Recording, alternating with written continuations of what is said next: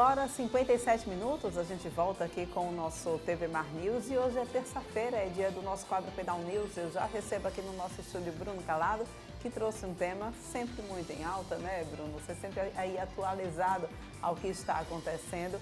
E a gente viu aí ao longo da semana a questão da revogação da prisão preventiva da Monique Medeiros, a mãe acusada no envolvimento do assassinato do filho, um caso que aconteceu no Rio de Janeiro, o menino Henri Borel, não é isso? Isso, exatamente. E aí a gente vai entender o que é revogação da prisão preventiva, fazendo então uma análise desse caso, né? Bom dia para você. Isso, bom dia, Porlane, e bom dia a todos os telespectadores da TV Mar. Prazer imenso estar aqui com todos vocês nessa terça-feira. E hoje, trazendo esse tema, a revogação da prisão preventiva, dando ênfase à análise do caso da Monique Medeiros, a mãe do garoto que fora assassinado em 2021, né, por ela mesma teve participação do crime, é o que os indícios e provas de materialidade do fato apontam, certo? Juntamente com seu ex-namorado, o médico e ex-vereador Dr. Jairinho, né, conhecido como Dr. Jairinho. Então, a prisão da Monique Medeiros foi revogada. Mas o que é uma revogação da prisão preventiva? Geralmente, Polano, esses termos mais técnicos soam estranhos, né, para o telespectador e é necessário que expliquemos o que significa uma revogação de prisão preventiva. Primeiro, vamos explicar para quem nos assiste, Bruno, o que é uma prisão preventiva, quais são os casos em que esse tipo de prisão ela é concedida? Certo. Porlane, existem vários tipos de prisão, né? Mas dois grandes grupos diferem esses tipos de prisão. A prisão processual e a prisão pena. A prisão processual, como já sugere o nome desse grupo, ela acontece durante o processo, né? Então, existem prisões que acontecem logo após o cometimento do crime ou durante o cometimento do crime, que é a tão conhecida prisão em flagrante, quando você é pego em flagrante cometendo aquele crime ou logo após cometê-lo. Existe a prisão preventiva e existe a prisão temporária. São espécies de prisões processuais. A prisão preventiva, ela se dá para garantir, para cumprir alguns requisitos, geralmente requerida pelo Ministério Público. Então, o artigo 312 do Código de Processo Penal, ele elenca alguns requisitos. Por que decretar a prisão preventiva? Né? E ele traz, por exemplo, a garantia da ordem pública e da ordem econômica. O que é isso? Manter o réu preso durante o processo, certo? Ele vai responder ao processo preso. Por quê? Porque se ele ficar solto, ele cometerá novos crimes, afetando a ordem pública ou a ordem econômica, certo? E causando danos severos à sociedade. A conveniência da instrução penal, que foi, inclusive, o fundamento principal para a manutenção antes da prisão da Monique Medeiros. O que é isso? Conveniência da instrução penal. Se eu deixar a Monique Medeiros solta, ela vai coagir testemunha, com certeza, né? Ela vai persuadir testemunha, ela vai subornar a testemunha, vai ameaçar a testemunha. É o caso então, da empregada doméstica? Da empregada doméstica, por exemplo, que é testemunha crucial no processo, né? É prova cabal no processo. Então, pode ser que ela venha a subornar, a coagir, a ameaçar, né? Então, a conveniência da instrução penal ou criminal se baseia nessa situação. Por último, a aplicação da lei penal. E aí, a aplicação da lei penal, o que melhor ilustra esse argumento, né, da aplicação da lei penal é a fuga. Se eu deixar o réu solto, ele vai fugir. Ele tem indícios de que tinha intenção de fugir para um outro país, para um outro estado, para uma outra cidade, e vai dificultar a aplicação da justiça, né? Então, a prisão preventiva, ela pode ser aplicada com base nesses requisitos. A garantia da ordem pública ou da ordem econômica, né, para evitar que novos crimes aconteçam, a conveniência da instrução penal, da instrução processual, né, evitar, por exemplo, tivemos aqui há pouco a prisão do prefeito de Rio Largo, Gilberto Gonçalves, né, que foi consubstanciada justamente na obstrução processual, ou seja, a conveniência da instrução processual. Disseram que ele jogou um celular fora e aquele celular continha provas sobre possíveis crimes, prováveis crimes por ele cometidos durante a administração pública no município de Rio Largo. Então, a prisão preventiva foi decretada, já foi revogada, mas foi decretada com base também nesse requisito.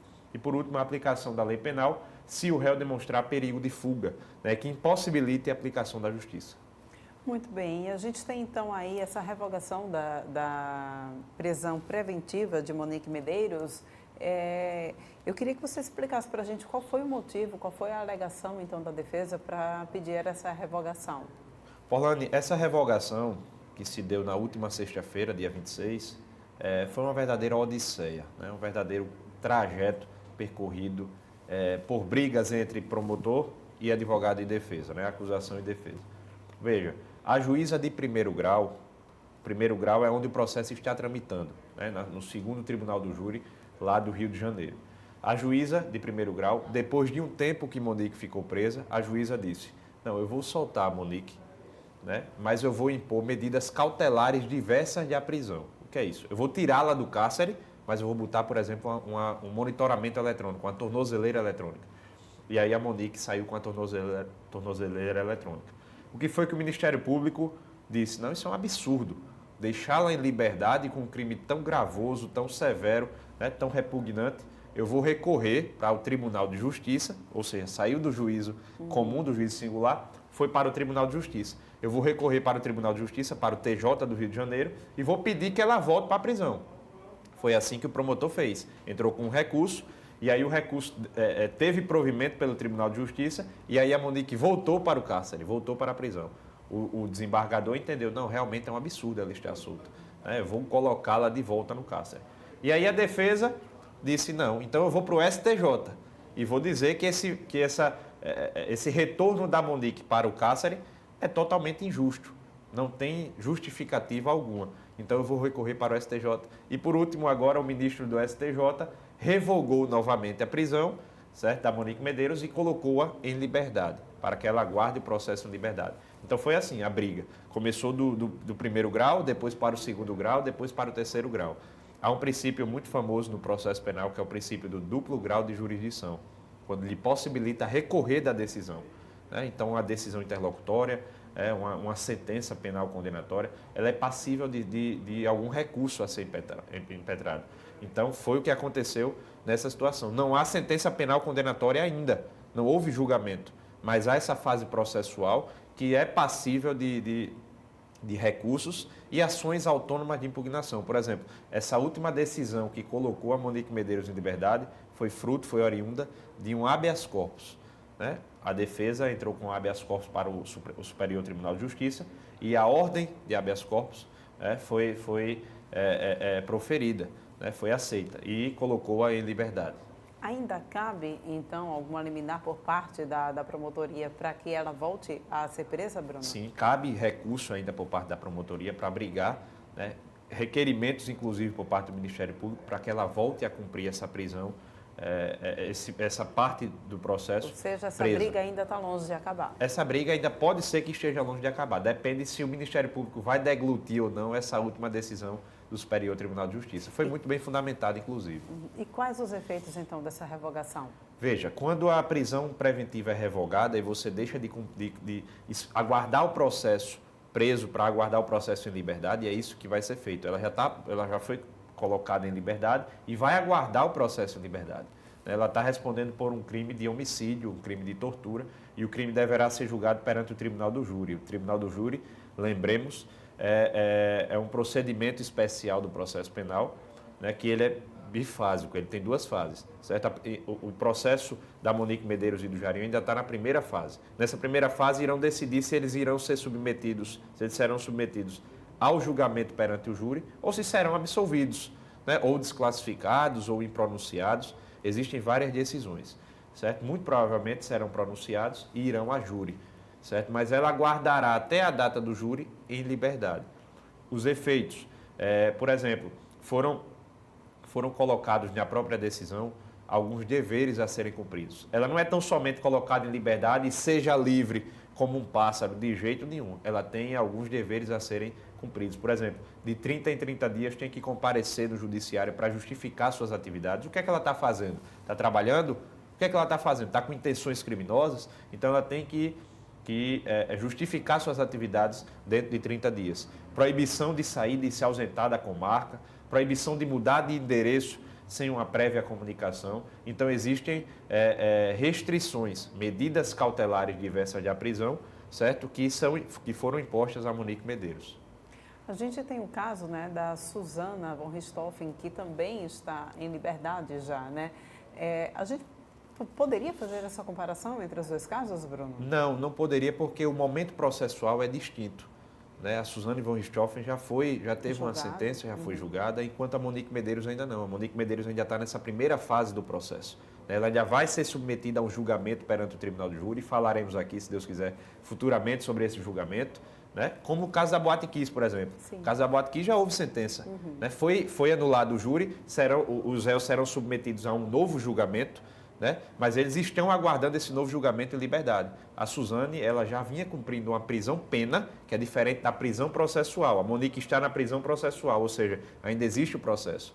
A Suzane estava na prisão-pena, o processo já havia terminado. E agora também responde em liberdade. Agora também está respondendo em liberdade por atender a requisitos. Ela progrediu de regime, atendeu a requisitos para progredir do regime e completar o cumprimento de sua pena, da sua prisão-pena, da sua sentença em liberdade. Suzane, ela trocou inclusive o nome para que fosse possível ela continuar, pelo menos minimamente, né, ter uma vida aqui fora da prisão. Cabe a Monique Medeiros também fazer o mesmo? Olha, já que é um caso de repercussão também nacional? Hoje, inclusive, houve facilitações de troca de nome, inclusive no cartório. Né? Não há mais aquele procedimento, aquele processo judicial que você pleiteia a troca do seu nome. Hoje em dia está tudo mais facilitado. Muito embora ela não poderá usar desse artifício agora. Ela é a ré Monique Medeiros, que participou do assassinato do seu filho. Pode ser que depois, né, fazendo jus ao direito ao esquecimento, que é até um direito muito curioso e poderemos trazer aqui depois, Polani, o direito ao esquecimento, que ela seja esquecida, que ela tenha a sua imagem, né, escanteada perante uma imagem de uma criminosa, de uma assassina. Então, futuramente, eu não sei quais as consequências que serão adotadas por ela para que ela caia no esquecimento, mas hoje em dia isso não se faz possível. Agora, Bruno, no início aqui da sua entrevista, você mencionou que as provas do próprio inquérito mostram, de fato, a participação de Monique Medeiros no crime, no assassinato de seu filho, né? Você pode mencionar quais são essas provas para a gente? Veja, Polani, você tocou numa testemunha cabal, a funcionária, a empregada, né? Houve, inclusive, um depoimento do Dr. Jairinho, que é o outro réu no processo, imputando a Monique Medeiros situações dessa natureza. Então, a omissão, né, não nas agressões diretamente, as agressões foram geradas, executadas pelo Dr. Jairinho, seu ex-namorado, né, seu namorado à época do fato, mas houve omissão, houve aceitação por parte dela, ela tinha esse conhecimento. Então, por omissão, ela é coautora desses delitos. Né? Então, essas provas, o próprio depoimento do Dr. Jairinho, o depoimento da empregada, né, da funcionária dela à época, próprias contradições no depoimento da Monique Medeiros, ela se contradiz, né, veementemente. O pai do garoto, da vítima, também relata alguns históricos, né, prévios, antes do acontecimento. Então, todo esse conjunto probatório levantam indícios de autoria e prova de materialidade do fato. Indícios de autoria são suspeições, ela é suspeita até então. Até que haja uma sentença penal condenatória transitada em julgado, ela será uma acusada, uma ré no processo. Ela está respondendo ao processo. Depois disso, será condenada, será considerada culpada. Muito bem, Bruno. Muito obrigada pela tua participação mais uma vez. Semana que vem a gente volta a se encontrar, tá bom? Eu que agradeço, Polani. Um bom trabalho para você e para todos vocês. Foi um prazer imenso. Um abraço em todos. E olha, gente, vamos falar agora sobre a questão da varíola dos macacos. O Fernando Palmeira, né, entrevistou o enfermeiro que traz os detalhes a respeito dos sintomas e tratamento dessa doença. Vamos conferir. Organização Mundial de Saúde, Ministério da Saúde do Brasil, Secretarias de Estado da Saúde, Secretarias Municipais de Saúde pelo Brasil inteiro estão reconhecendo o circo de monkeypox, a varíola dos macacos, como um surto de atenção necessária das autoridades de saúde pública por todo o Brasil. Vamos saber aqui na UPA do Trapiche da Barra como é que está a estruturação para o atendimento àqueles que procuram essa unidade hospitalar. A gente conversa com a coordenadora assistencial, Caroline Leite, que nos fala sobre como estão acontecendo os casos e esse atendimento. Está tudo pronto? Tem estrutura para tal aqui na UPA do Trapiche? Bom dia a todos. Sim, nós estamos prontos, né? Já readaptamos todo o nosso fluxo para receber esses pacientes aqui na unidade. Né? Até o momento tivemos 4 casos, né, suspeitos. E já imediatamente iniciamos as medidas de isolamento do paciente, coleta de exames e a notificação para a epidemiologia do município e do estado. A sintomatologia nesse primeiro contato com o paciente, como é que se dá e quais os encaminhamentos que estão sendo dados? Nos primeiros momentos, esse paciente ele vai se sentir com febre, calafrios, dor de cabeça, né? Os gânglios vão estar aumentados e em seguida vão aparecer as lesões, né? As lesões são bolhosas, parecidas com a da catapora, que muita gente já conhece. E esse paciente deve procurar, né, uma unidade de saúde para ter o seu atendimento garantido. A nossa prevenção principal ainda se dá através da máscara, né? A transmissibilidade da doença é através de gotículas e através de secreção de lesão corporal, de fluido corporal. Então, a gente recomenda continuidade do uso da máscara, que veio aí com o coronavírus e agora continua com a monkeypox. Tá? A principal forma de prevenção é essa, lavagem das mãos, higienização das mãos. E em relação ao exame, eu também queria esclarecer, o exame aqui é feito através da coleta do sangue e da secreção da ferida. Tá? Não é doloroso, é um exame bem tranquilo para o paciente. Sobre o tratamento, é um tratamento sintomático. Tá? É de acordo com o que o paciente está sentindo. O isolamento, que é necessário, que o paciente fique em isolamento em casa. E caso ele tenha algum sintoma mais grave que não está acontecendo com frequência, esse paciente vai ser internado. Mas a maioria dos casos é leve e tratado só com sintomáticos em casa. Olha, os casos estão acontecendo, a varíola dos macacos é uma realidade em todo o mundo e aqui no Brasil também, não é diferente. Claro, particularmente em Alagoas e em Maceió, nós temos aí a movimentação já começando e aqui o estado de Alagoas já confirmando 2 casos da doença, já outros 39 foram descartados, mas os diagnosticados, um homem de 25 anos de idade, lá em Murici, e um outro homem de 35 anos de idade, que aconteceu esse caso aqui em Maceió, e eles já estão recebendo toda a atenção das autoridades sanitárias e também desse atendimento de urgência e emergência nas UPAs espalhadas em Maceió e por todo o estado das Alagoas. Com as imagens do Chico Nogueira, Fernando Palmeira, para a TV Mar da organização Arnoldo Melo, canal 525, NET, claro, 20 anos em defesa da saúde. Vamos agora para um rápido intervalo. Daqui a pouquinho a gente volta com muito mais informações para vocês.